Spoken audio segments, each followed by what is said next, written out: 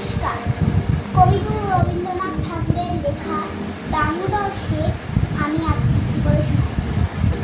অল্পেতে খুশি হবে দামোদর শেঠ কি, মুরগির মোয়া চাই চাই ভাজা ভেটকি।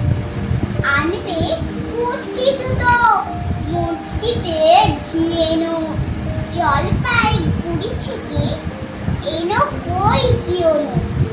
চাটনিতে পাওয়া যাবে বোয়ালের ভেটকি, সিনে বাজারের থেকে এনো তো গরম চা।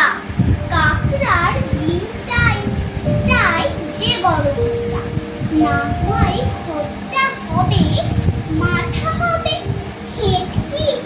মনে রেখো বড় মাপে করা চাই আয়োজন, কলেবর খাটো নয় তিন মোর প্রায়োজন।